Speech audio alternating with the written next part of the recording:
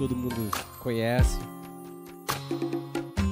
Mas eu gostaria de abordar alguns assuntos e vários assuntos aqui nesse texto bastante delicado, bastante complexo, bastante difícil de lidar. 2 Samuel 11, no versículo 3.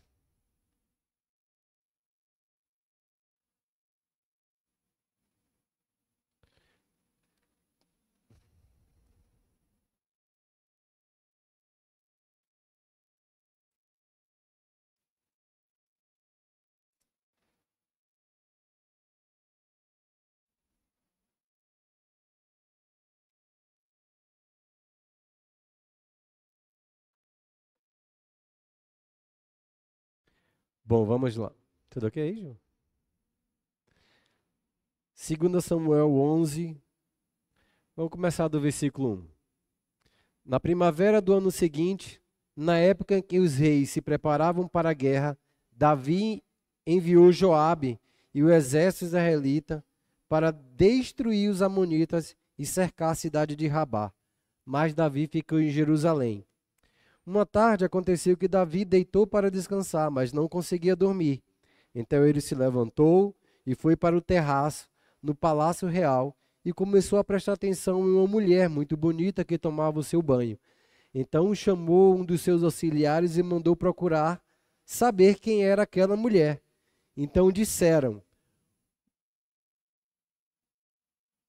porventura, grave bem essa palavra, porventura não é a Betseba, filha de Eliã, mulher de Urias o Heteu? Ao mesmo tempo que Davi faz uma pergunta para ela, para o servo dele, falou: quem é essa mulher que eu ouvi ali tomando banho? Ela mora mais ou menos naquela rua, aquela casa. O palácio ficava num lugar muito alto, então do palácio onde ele estava olhando, não conseguindo dormir, então ele foi para o pátio do seu palácio. Chegando nesse palácio, ele chegou, deu uma olhada e conseguia ver quase todas as casas que ficavam abaixo do seu palácio. Davi não estava ali procurando ver ninguém, Davi não estava ali querendo ver nada, a não ser perceber o ambiente que ele estava ali, e por um acaso tinha uma mulher tomando banho naquele lugar. Então Davi olha a mulher, acha ela muito bonita e fala bem assim: bom, vou saber quem é essa mulher. Chama os seus servos e seus servos perguntam a ele: quem é aquela mulher? Os servos com certeza devem ter falado bem assim: eu não sei quem é essa mulher que você está falando. Quem é? Me descreve ela. Ah, ela deve ser aquela mulher que está ali, numa rua tal. Porque era um reino, então tinha um palácio e uma multidão de casa. Os servos não viram a mulher, apenas quem viu, Davi. Então ele descreve como seria a mulher e os seus servos dizem assim: porventura não seria a Betseba? Ele faz uma outra pergunta para Davi. Mas Davi, quando ouve a pergunta, fala bem assim: ela é filha de Eliã. Ele sabia quem é Eliã. Ele sabia quem era Eliã. Eliã era um dos seus soldados, um dos seus 30 guerreiros mais top que existia em Israel.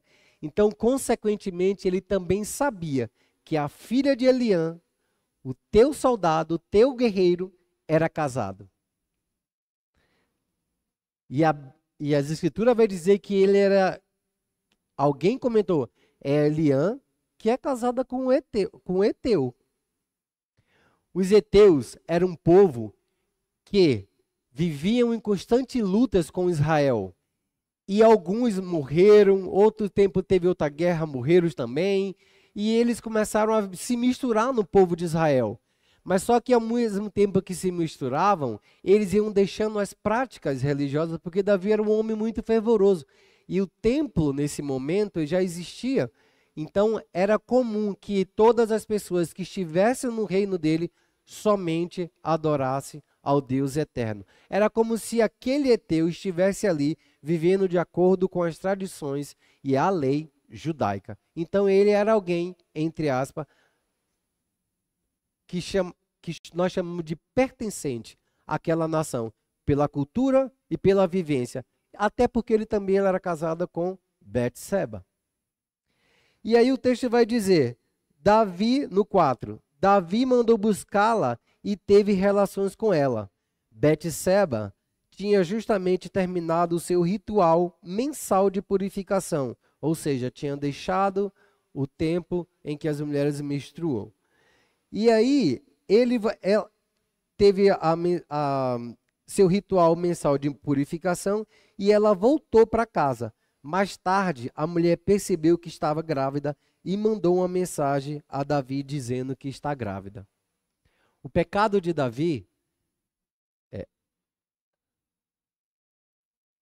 tem um quê nesse momento muito grande. Porque Davi, ele poderia ter várias mulheres, mas ele não podia ter uma mulher casada.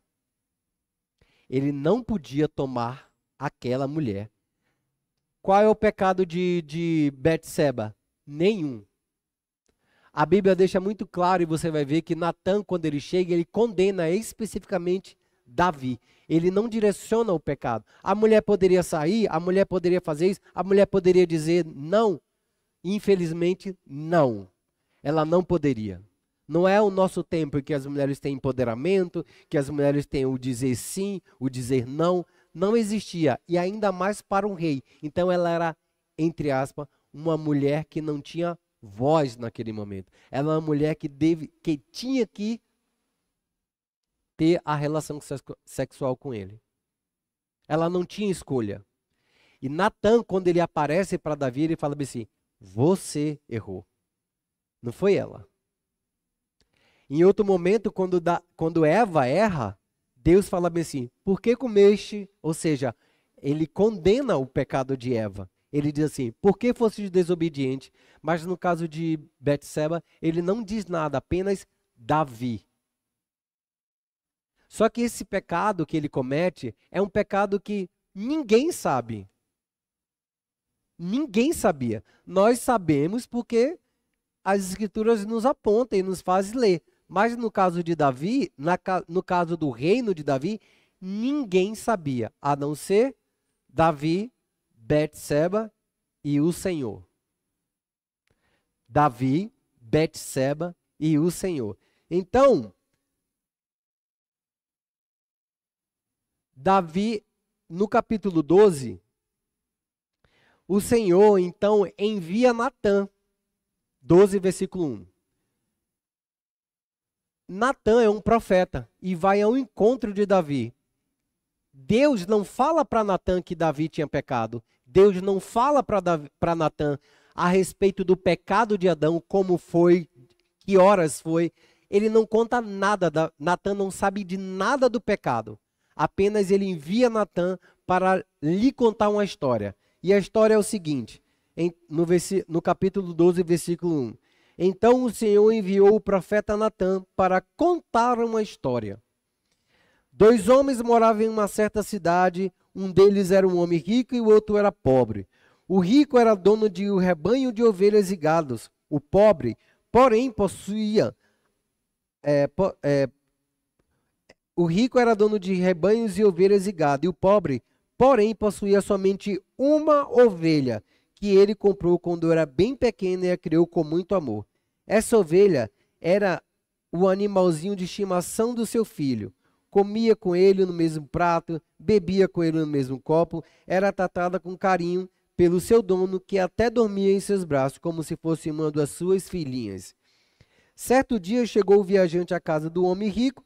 Este, querendo preparar uma boa refeição para o seu visitante, resolveu matar uma ovelha, mas não quis matar nenhum animal do seu rebanho. Ao contrário, tomou a ovelha do homem pobre, matou-a e preparou com ela o banquete para seu visitante. Davi ficou furioso ao ouvir essa história e disse, juro pelo nome do Senhor que o homem que fez isso deve ser morto, e por haver roubado a ovelha e por ter mostrado o coração duro e insensível, deve restituir 4 ovelhas ao homem pobre. Então Natã disse a Davi, você é o homem da história. Assim diz o Senhor, o Deus de Israel: eu te ungi a rei de Israel, livrei das mãos de Saul.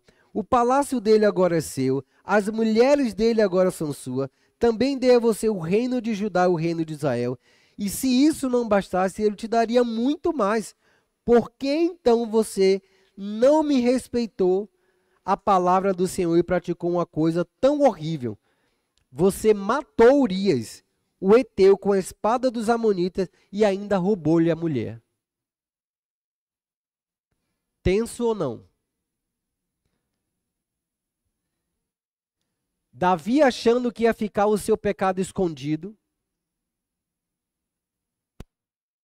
pegou a mulher do heteu, e antes disso, quando a Betseba disse que estava grávida, ele pegou o heteu, mandou colocar na primeira fileira da guerra para que os homens o matassem e ele não soubesse que a mulher dele ficou grávida de outro homem.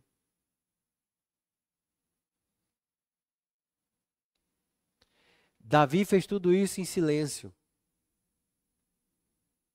Mas o Deus de toda a terra, que é justo, santo, verdadeiro, que quando ele unge os seus homens e suas mulheres, eles também as tratam no silêncio, no secreto.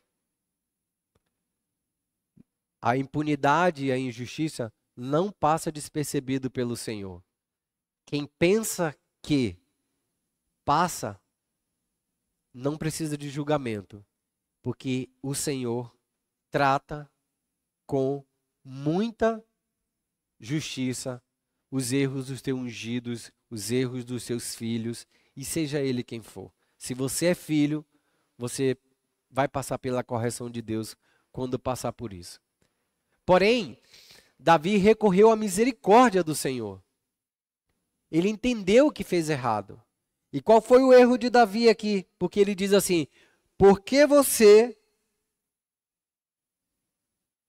não respeitou a palavra do Senhor? Que palavra é essa que ele desrespeitou? No texto não dá. Não dá claro aqui o que é que Davi, entre aspas, tinha falhado. Não diz. Mas ele cobiçou a mulher do próximo, isso era um pecado na lei. Adultério era outro pecado na lei. Ainda que ninguém saiba, Deus o sabe. Ainda que passasse despercebido para toda a nação de Israel, porque o pecado foi oculto, porque o pecado foi ali dentro do palácio, o Senhor sabia. Mas aí,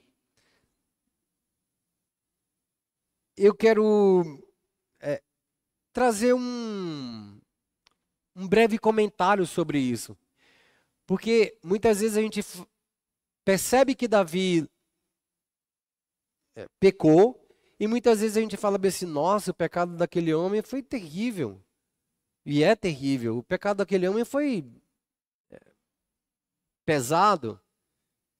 Mas são as nossas humanidade. É a nossa, é a minha. Talvez eu não falhei daquele jeito, mas você falhou de outra maneira.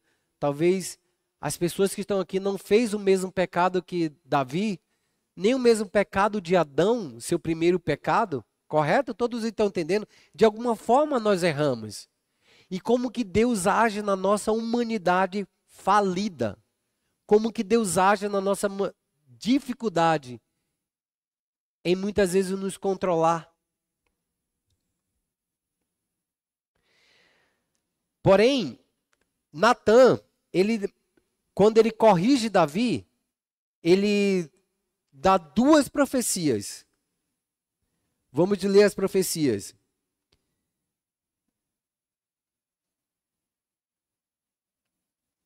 No no capítulo 12, no versículo 11. Assim diz o Senhor: por causa do seu mau procedimento, farei com que sua própria família se revolte contra você. Darei suas esposas a outro homem que terá relação com elas em plena luz do dia. Você fez isso em segredo, mas com você será feito abertamente.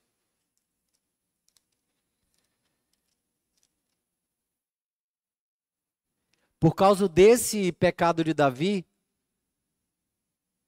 Davi escreveu o Salmo 51. Mateus, pode chamar o nome dele para projetar no 51. Mateus, poderia projetar o Salmo 51?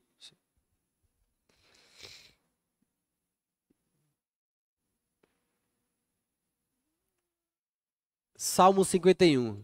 Esse salmo, ele é resultado da dor que Davi sentiu quando se arrependeu do Senhor. E ele fala: ó Senhor, tem misericórdia de mim, ó Deus.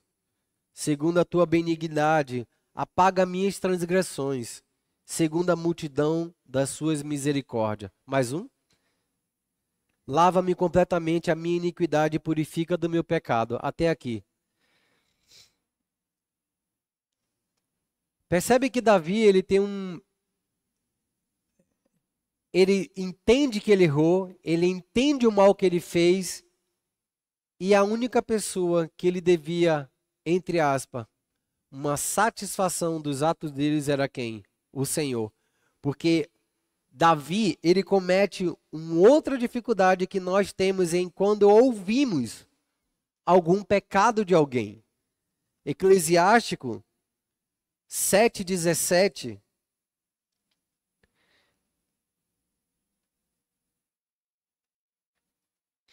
Eclesiástico 7:17.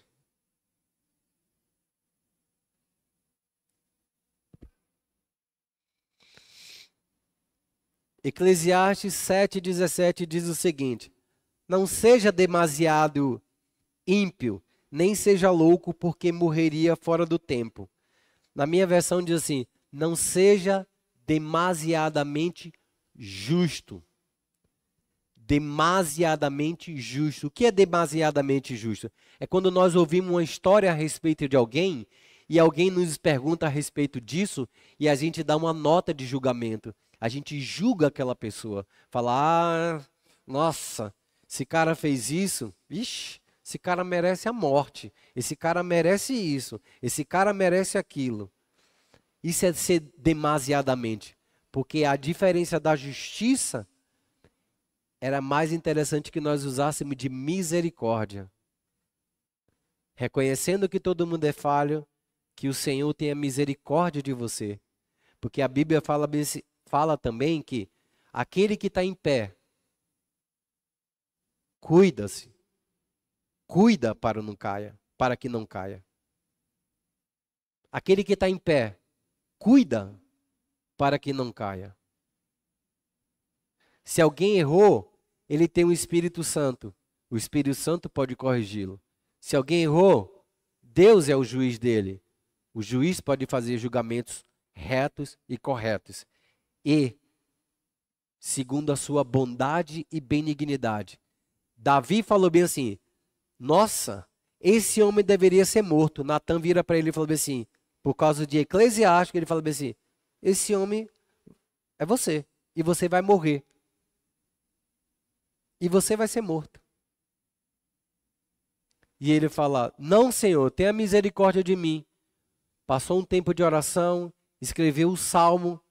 Os salmos, eu não sei se é 100%, mas 90% dos salmos não é canções de adoração em que alguém entrou no quarto, teve uma inspiração e tocou. Nunca. Foi alguém que sofreu, foi alguém que perdeu, foi alguém que houve perda de filho, houve perda de pai, houve perda de família, houve perda de guerra, houve perda de... Foi tudo isso. Quando vocês lerem o Salmo, esse Salmo tem uma referência em algum capítulo da história de Davi, quando ele escreveu. E às vezes não foram muito agradáveis as suas experiências. Por exemplo, nesse caso do Salmo 51, ó Deus, tenha misericórdia de mim. Não foi um salmo que ele entrou no quarto dele, pegou o banjo dele e começou a tocar, ó Deus, tenha misericórdia de mim. Não. era alguém que tinha um decreto de morte. E ele precisava estar prostrado diante de Deus, dizendo: ó Deus, tenha misericórdia de mim. E somente quem precisa disso é quem sabe a dor disso. Você nunca vai saber o que é misericórdia enquanto você não precisar. Você nunca vai saber o que é clamar a Deus para que Deus faça, para que Deus perdoe o seu pecado, até que você sinta a necessidade em que Deus interaja em você através da misericórdia. A Bíblia fala que nós todos, toda a humanidade, era punível de morte, mas é a misericórdia que é a causa de nós não sermos consumidos. Porque todo homem pecou e carece da glória de Deus. Que glória é essa? É o teu caráter de ser bondoso, misericordioso, compassivo, longânimo. Então, quando alguém te contar um pecado de alguém, em vez de mencionar, de ser Eclesiastes 7,17, demasiadamente justo, pondere, seja misericordioso, seja longânimo. Porque, na verdade, quando ele aceitou a fazer o pecado, ele aceitou atendendo o senhorio de Satanás. O que é que nós fazemos como igreja? O levantamos, o ajudamos a caminhar, tratamos a sua vida, ajudamos a não mais errar, trazendo verdades, trazendo compaixão, ajudando. A igreja não é chamada para fazer isso. A igreja é chamada para ajudar. A igreja é chamada para curá-lo. A igreja é chamada para libertar. A igreja é chamada para exercer misericórdia. Julgamento, deixa para o Senhor, porque Ele julga corretamente. E a base da justiça dele não tem como correr. Se Ele julgou daquela maneira, quem sou eu ou você para questionar? Verdade? Então, Natan deu duas profecias. Uma, que a espada não sairia da sua família. E a segunda profecia, que um outro homem pegaria suas mulheres e fariam aquilo que ele fez escondida na vista de todas as pessoas. Então vamos ao cumprimento da profecia. Abram 2 Samuel 13, 23.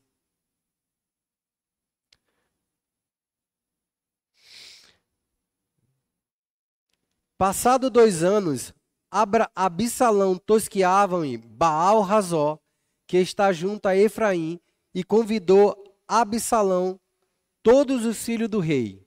Mais um.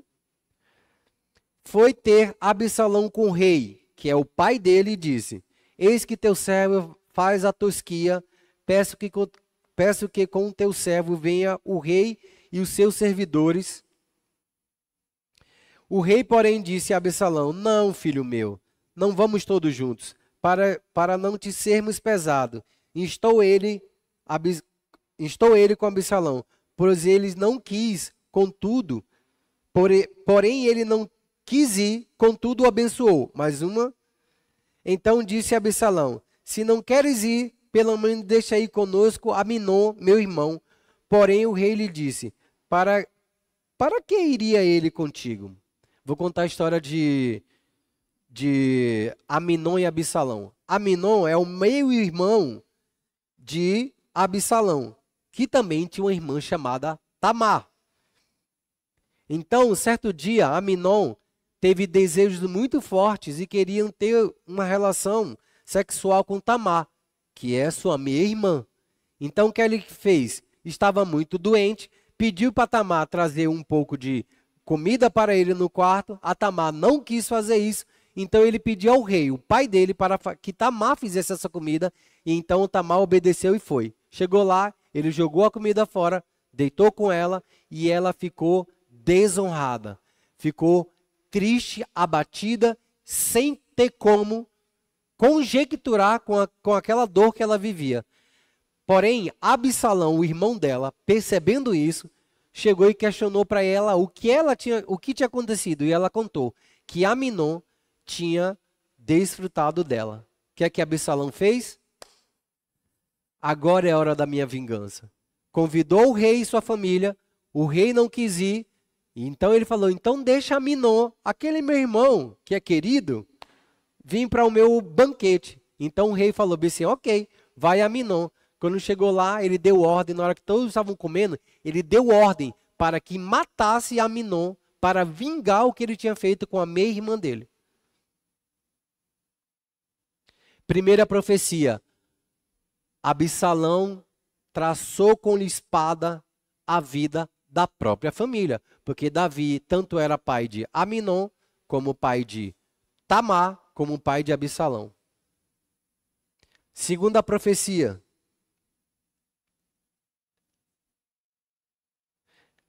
Davi perdoou, pranteou a vida de Aminon por 3 anos e Absalão por mais 3 anos. E chorou amargamente. E Davi, o pai, resolveu perdoar Absalão por ter cometido um crime contra o outro filho dele. Depois de 3 anos, Davi conseguiu perdoar. Chorou durante quantos anos? 3 anos. Abraão começou agora um plano para tomar o reino do pai. Ou seja, depois de 3 anos, Davi concedeu perdão e ao mesmo tempo devolveu, fez com que Absalão voltasse para Jerusalém. E aí, Absalão agora começou a criar um plano para tomar e usurpar o reino do pai. 2 Samuel 15:15.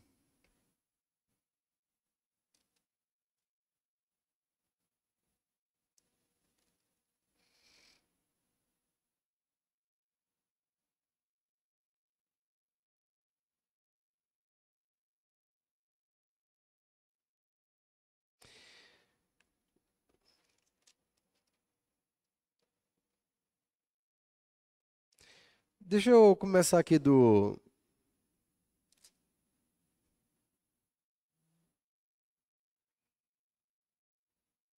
Vamos do 15, versículo 7.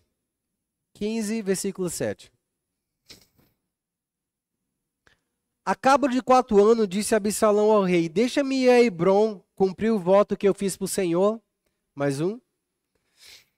Porque morando em Gesur, na Síria, fez o teu servo um voto dizendo, se o Senhor me fizer tornar a Jerusalém, e ele estava em Jerusalém, prestarei culto ao Senhor. Mais um.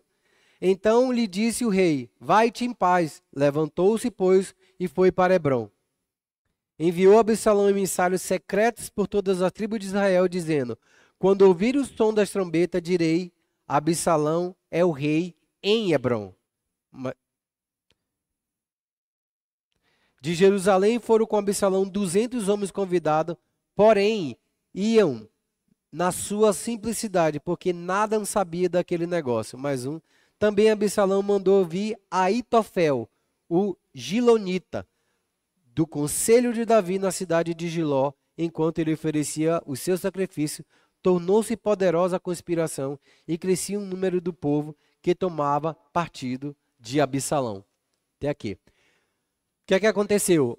Davi perdoou o seu filho, Absalão. Absalão volta para Jerusalém, mas não satisfeito, ele começa a bolar um plano para tomar o reino do pai.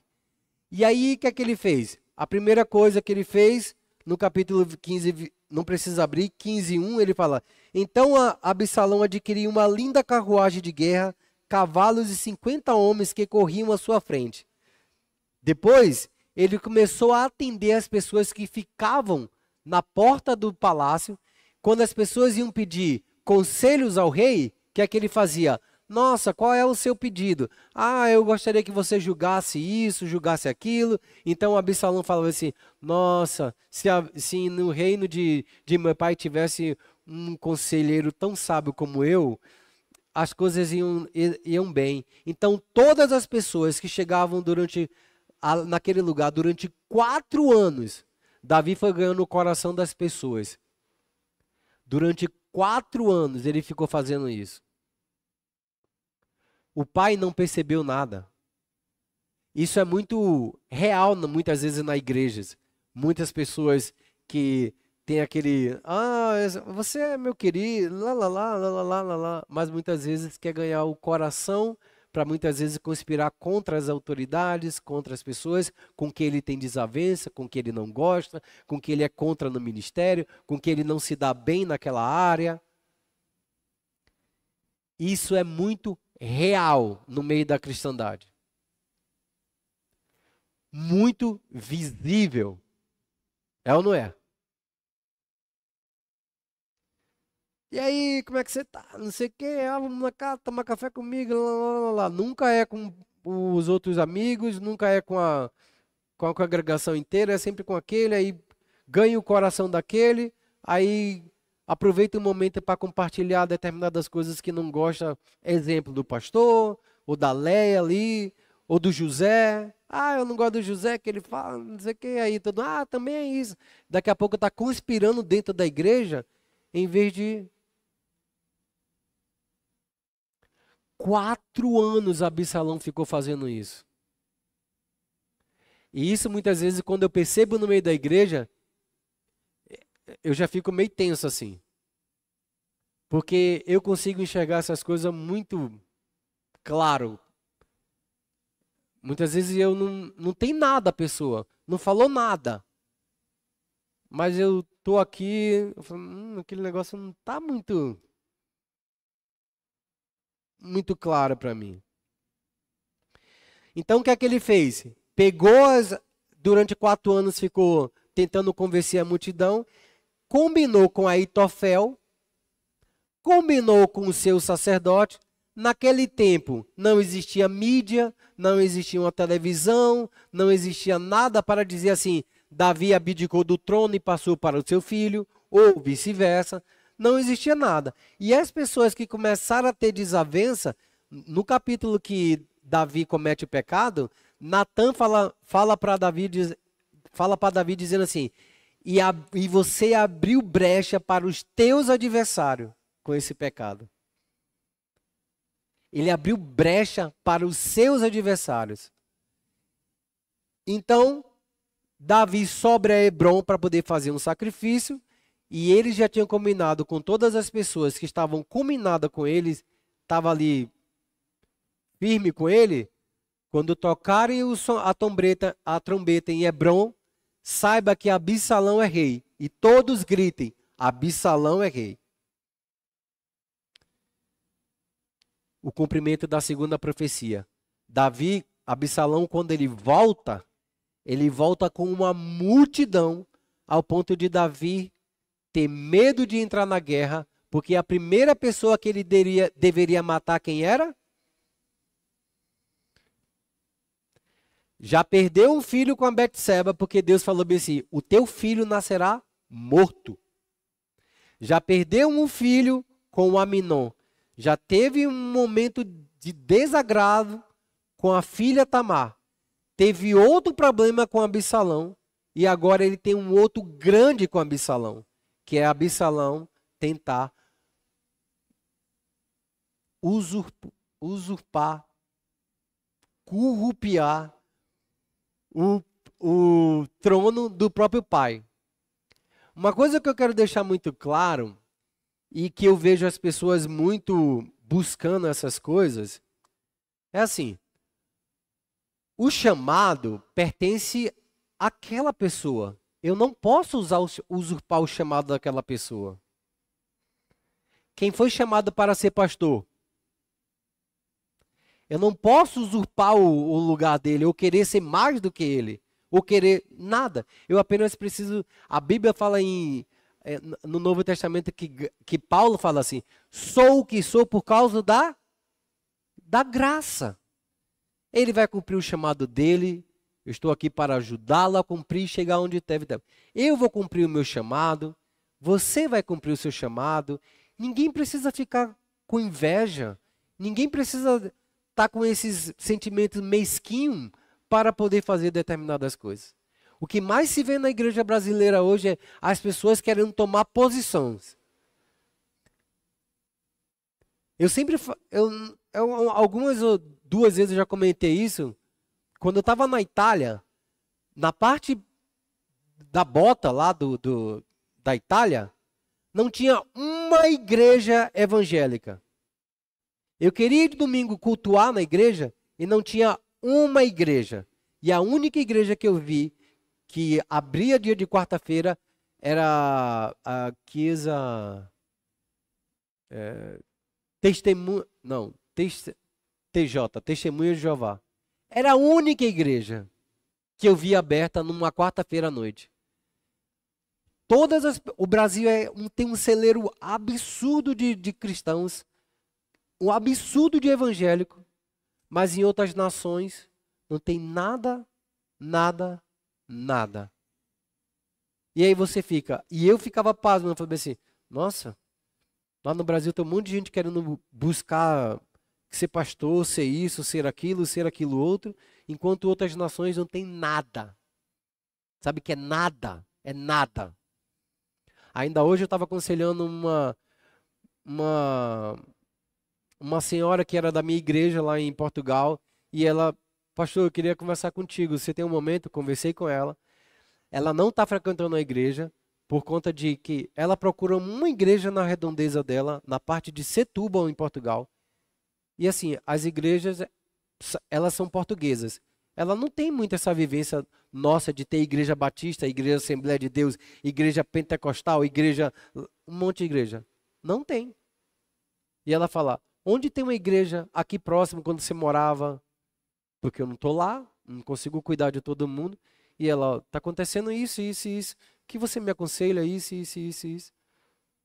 Ou seja, enquanto aqui, uma multidão estão degladiando um com o outro para usurpar aquilo que ele não foi chamado.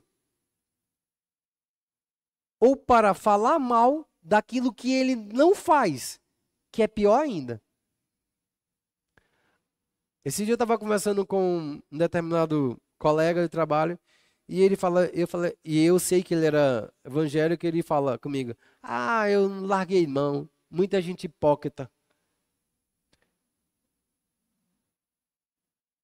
Eu faço a pergunta, e o que você fez para fazer a diferença onde você poderia atuar?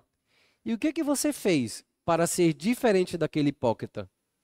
Nada. Ele saiu da igreja, está vivendo no mundo, está vivendo de acordo com a vontade dele. Então, assim, sabe por que a Bíblia pede para que você perdoe, independente do que aconteceu?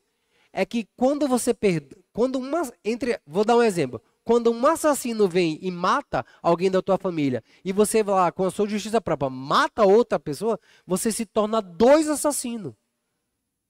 Quando alguém mente para você e você mente para outra pessoa, você se tornou o segundo mentiroso.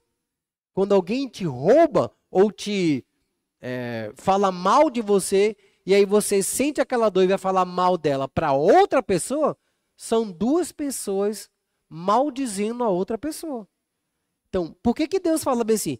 Perdoe, para que você não se torne igual a quem te feriu. É por isso, porque Deus, ele está falando assim, olha, segura a sua dor aí, para que você não se torne igual, porque aí eu vou ter 2, e não em 1. O perdão é perdão, não é por causa do outro, é por causa de você. O perdão, se você não perdoar, quem morre é você. Vamos ver a história de Aitofel. Aitofel, o conselheiro. Mas primeiro vamos no 2 Samuel 16, 23, para saber quem era Aitofel no reinado de Davi. 2 Samuel 16, 23.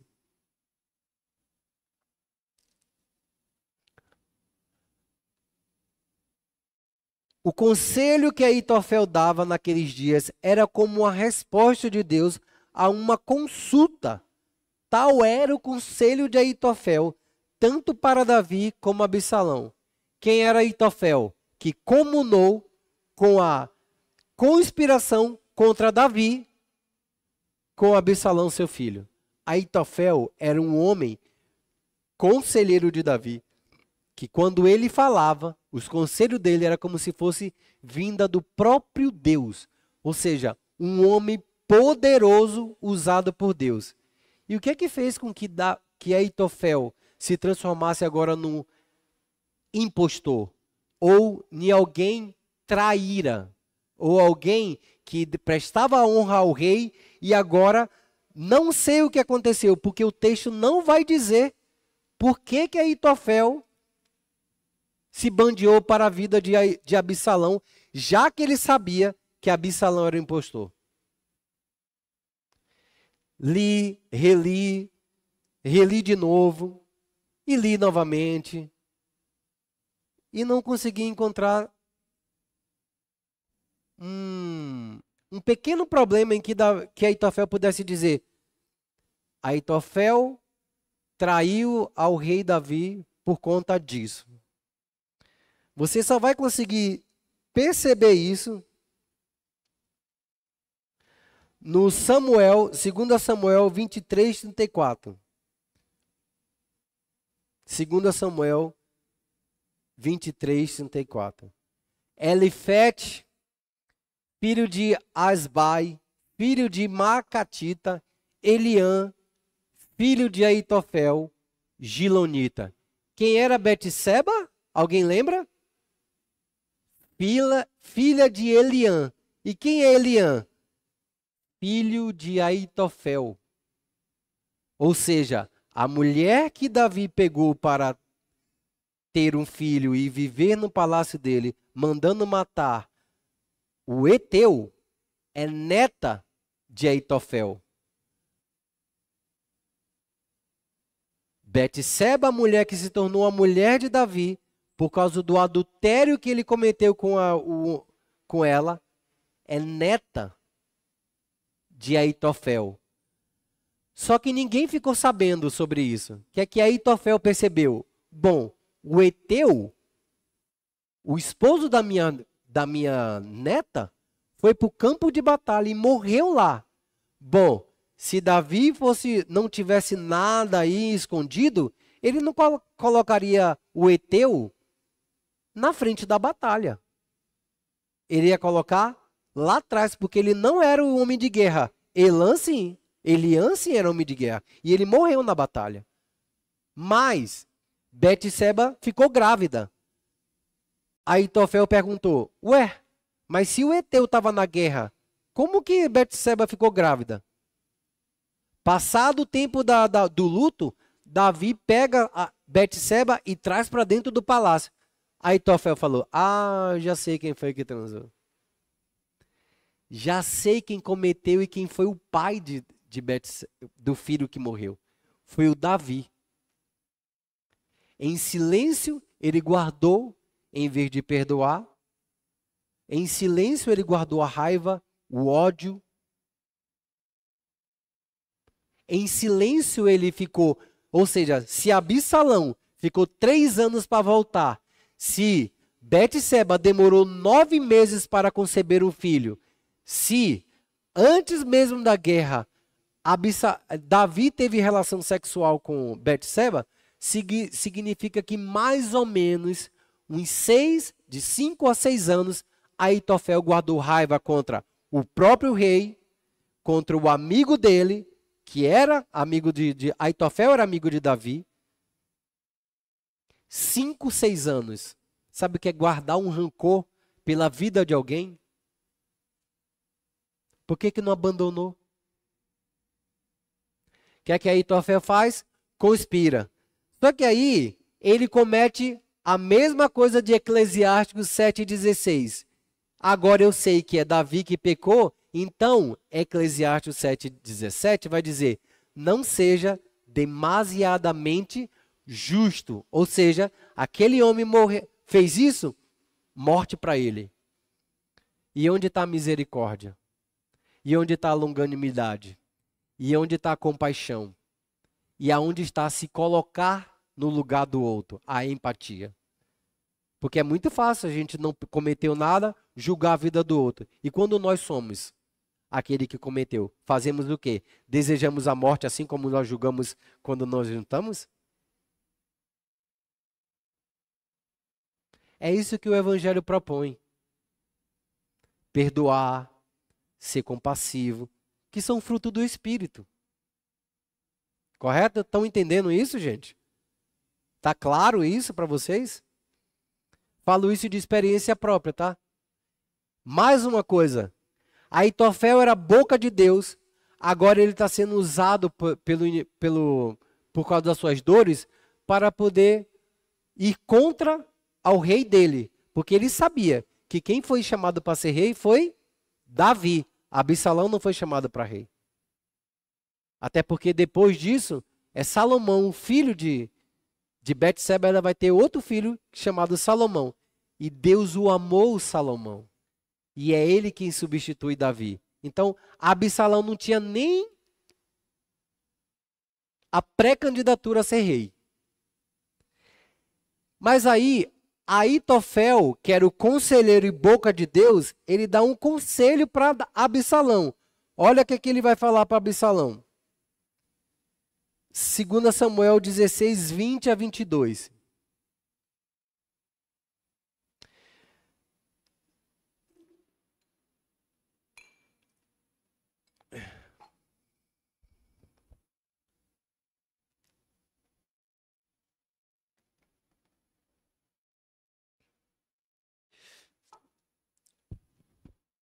Aitofel, poderoso na palavra do Senhor, no conselho, ele vai dar um outro conselho para Aitofel. 2 Samuel 16, 20. Então disse Absalão a Aitofel, daí não, é dai. Dai o vosso...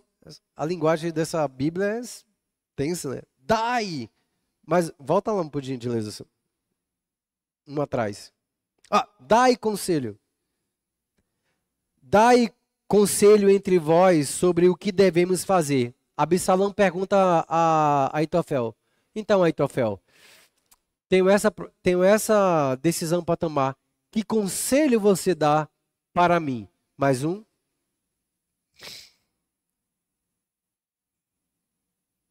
Mais um versículo, por gentileza.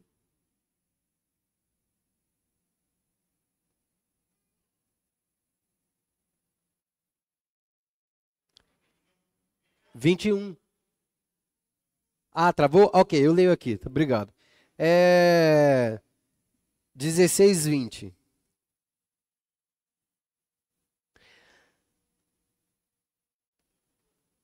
Ok, eu posso ler aqui. Abra um versículo, capítulo 16, versículo 21. Aitofel respondeu. Então Absalão pergunta que conselho ele daria.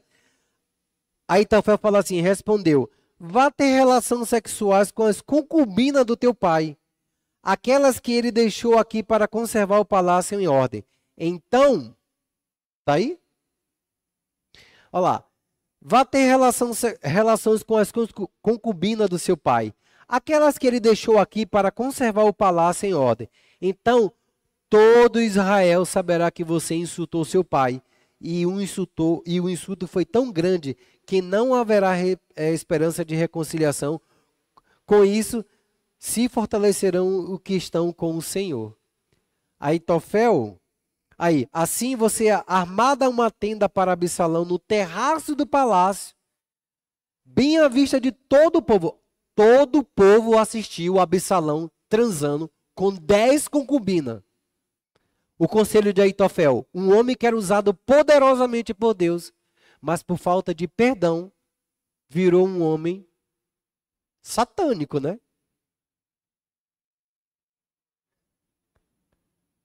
Ou seja, por isso que a Bíblia fala assim, o que devemos guardar é o nosso coração. Porque é dele que procede. Seja lá qual foi a luta, a dificuldade, a dor que você sente.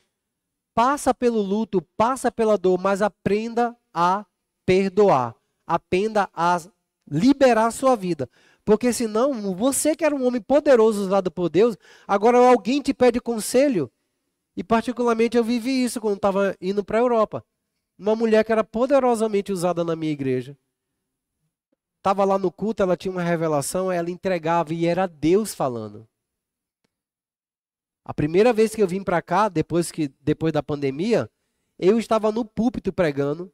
E ela, quando terminou, ela falou assim, pastor Marcelo, ela é uma das intercessoras. Pastor Marcelo, eu vi você com uma mala na mão, voltando para um lugar que você já morou muitas vezes. Literalmente ela fez assim. Existe um homem lá naquela cidade que ele precisa de cuidado, porque ele terminou de separar. Dessa forma. Eu fui para o meu quarto e falei, Senhor, eu não quero ir. Eu não quero ir. Porque eu já fui embora em 2017 e eu não quero mais retornar àquela cidade. Foi uma benção, graças a Deus por isso, mas eu vivi aquilo que eu poderia viver, segundo a minha concepção. Mas faz a tua vontade. Vim para a formatura da minha sobrinha, que o Gil conhece. Entrei no avião, quando eu entrei no avião que eu sentei, o Senhor fala comigo, eu não quero que você volte. Eu falei, Senhor, a passagem está comprada. 15 dias depois voltei. Quando eu voltei, 3 dias depois, o meu contrato da prefeitura, eu sou intérprete de surdo, quebrou. E eu não sabia o porquê. Ligamos, fazendo contato, não sei o quê, não sei o quê, não sei o quê. E aquela pressão no meu coração de estar o Senhor toda hora que eu ia estudar a palavra, vinha uma confirmação, vinha isso, eu sozinho, tá? Falei, tá bom então. Se é o Senhor, eu estou pronto. Vim. Quando eu cheguei nessa cidade, 4 dias depois, a primeira fase do Covid me prendeu e eu fiquei 9 meses na cidade. E para onde que eu fui? Eu fui justamente encontrar com uma pessoa que eu não sabia que tinha terminado de separar. Essa mulher era poderosamente usada por Deus. 1 ano e meio depois se passaram. Ela teve uma dificuldade na minha igreja com algumas pessoas. E ultimamente, o que eu vi dela, Aitofel. O nosso coração é um lugar onde as fontes das águas vivas, elas jorram para fora. É o lugar onde Deus pode falar. O nosso coração, que é o nosso espírito, é o lugar íntimo onde Deus tem comunhão comigo através do Espírito. Busco aqueles que me adorem em espírito e na verdade. Onde que eu tenho relacionamento com Deus? No meu espírito. É lá que ele consegue falar. Quando eu estou em pecado, o que é que acontece? Tudo fica confuso, um lamaçal, e aí sai uma pérola dessa. Sabe que Aitofel fala para Absalão? Bom, eu era o conselheiro bacana, eu era a boca de Deus usada para o negócio, então deixa eu te dar um conselho. Fale o seguinte, para que Davi seja envergonhado, pega as suas 10 mulheres, vai no terraço, à frente de todo mundo, faz o que você quiser com ela e todo mundo vai ver. Ou seja, nem precisava de internet. Agora imagine todo mundo olhando a cena esdrúxula que deve ser um cara transando com 10 mulheres na frente de todo o povo. A Bíblia está dizendo, na frente de todo o povo de Israel. Só que aí entra um outro homem.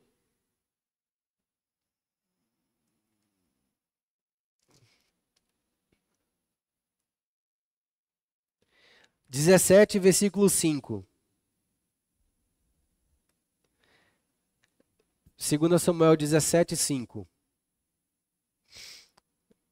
E aí é onde Deus começa um processo de interferência no mundo que nós vivemos. Porque até então está uma confusão generalizada, um rei dominado pela dor, uma família destruída, um filho que está tentando usurpar, uma confusão em Israel, mais ou menos politicamente do jeito que nós vivemos hoje. Um sacerdócio, que era o Senado naquela época, que está ali, apoiando um homem que é usurpador. Imagine. O Brasil vive isso, a polarização. E Davi estava vivendo essa polarização. Muitos acreditavam que era com Davi. E outros acreditavam que era Absalão e era com Absalão. E aí entra um homem no 17, 2 Samuel 17, 5 e fala assim, mesmo assim, Absalão resolveu ouvir a opinião de Uzai, o arquista. E o arquista vai dizer: quando Uzai chegou, Absalão contou o plano de Aitofel e perguntou: qual é a sua opinião, Uzai? Devemos seguir o conselho de Aitofel? Se você não estiver de acordo, pode falar. Uzai respondeu: desta vez, na minha opinião, o conselho de Aitofel não é bom. Sabe o que Aitofel fez? O orgulho encheu o coração dele, que ele falou bem assim: como assim? Eu era o melhor conselheiro que existia na parte de Davi. Como que você nega para usar Uzai, o arquista? Sabe o que ele faz? Ele vai para casa, no versículo 23, 17 e 23. Quando Aitofel soube que Absalão não quis atender o seu conselho, montou no seu jumento, foi para sua casa, colocou seus negócios em ordem e se enforcou. Dessa maneira, Aitofel foi sepultado ao lado do túmulo do seu pai.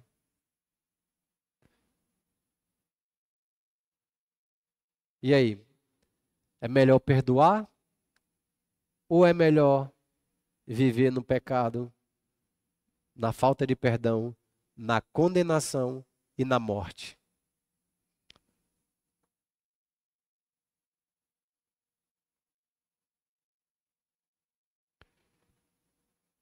O que é que vocês me dizem? Perdoar, por mais doloroso que seja, sempre vai ser a melhor escolha.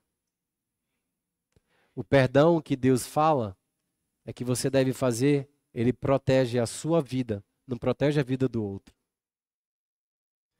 Ele protege você de ser degolado, de ser maltratado.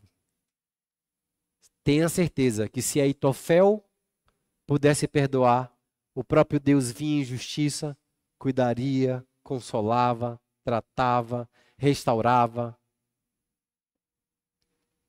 Assim como ele fez com a vida de Davi. Davi pediu perdão ao pai, o Absalão se levantou contra ele. O que é que ele fez? Fugiu, porque ele tinha que matar o filho. O que é que aconteceu?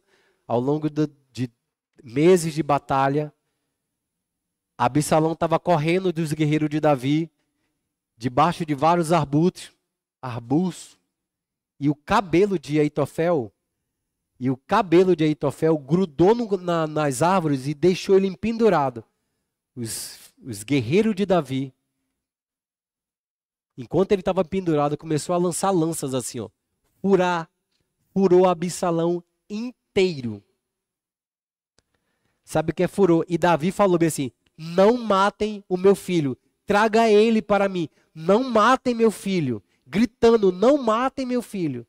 Pois os guerreiros de Davi, no meio da confusão, para tentar vingar Davi, pelo mal que Absalão fez, foi lá e já viu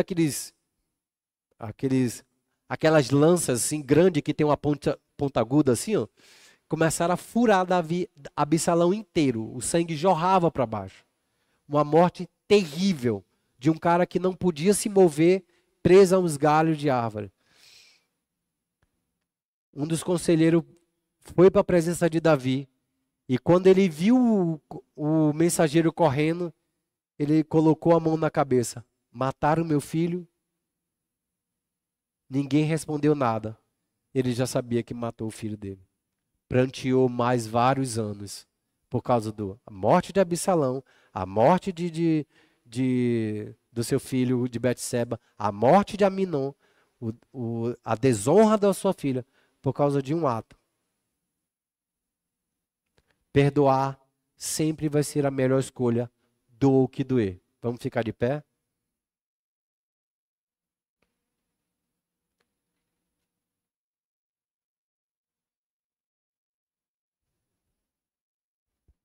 Eu falei que essa palavra seria muito difícil para poder eu pregar. Porque eu vivi um pouco dessas dores, tive que aprender a perdoar. Eu vi um momento na minha vida e falou assim: oh, mas não foi eu, Senhor, que fiz isso. Você falou bem assim: Mas perdoe, filho. Na segunda noite, de novo aquela luta para gerar o perdão. E o Senhor falou bem assim: tá vendo o que está no seu quarto? Quando eu abri os olhos, eu só via verdugos. São aqueles demônios que deixam a gente prisioneiros. E eu falei: o que é isso? De olho fechado. O que é isso? Falta de perdão. Perdoe. Amém? Todos entenderam? Seja lá o que for, perdoe. Amém? Deus abençoe. Da música. Se você tem alguém para perdoar nessa noite, se você tem alguém para colocar em oração,